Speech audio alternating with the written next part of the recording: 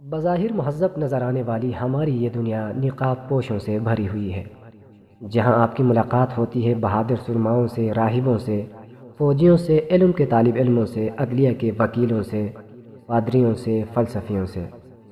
یہ تمام لوگ ویسے ہرگز نہیں ہیں جیسا کہ وہ دکھائی دیتے ہیں۔ یہ خوشنما نظر آنے والے نقاب ہوتے ہیں جو انہوں نے پہن رکھے ہوتے ہیں۔ ان نقابوں کے پیچھے آپ کو پیسہ بنانے والے لوگ ہی ملیں گے۔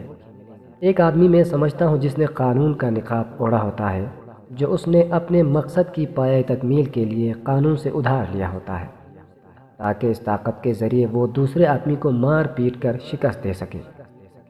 ایک دوسرے آدمی نے وطن سے محبت، حب الوطنی، وطنیت کا نقاب، عوام کی فلاح کرنے کا نقاب بھی اسی مقصد کے تحت پہنا ہوتا ہے۔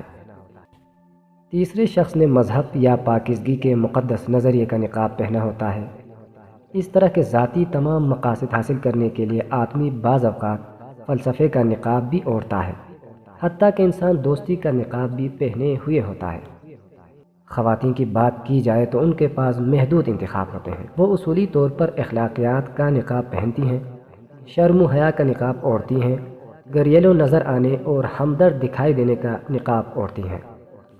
پھر یہاں کچھ عام نقابیں بھی ہیں جو کسی خاص کردار پیشے کو ظاہر نہیں کرتی۔ اس میں ان لوگوں کی آنکھیں دکھائی دیتی ہیں لیکن چہرہ چھپا رہتا ہے۔ یہ نقاب ہر دوسرا شخص عام طور پر پہنے ہوئے ہوتا ہے۔ یہ نقاب ہے خالص سچا دکھائی دینے کا، خوش اخلاقی کا، خالصتاً ہمدرد دکھائی دینے کا، اور خلوص دوستی کا نقاب۔ اپنی اصلیت چھپا کر ایسی ظاہری اور خوشنما صورتوں میں لوگ دوسروں کے سامنے اپنا آپ پیش کرتے ہیں۔ یہ تمام قسم کی نقابیں اصولی طور پر، جیسا کہ میں نے پہلے کہا، لوگوں نے اپنی تجارت، صنعت کو فروغ دینے اور اپنے منصوبوں کو پایہ تکمیل تک پہنچانے کے لیے محض بھیس بدل کر پہنی ہوتی ہیں۔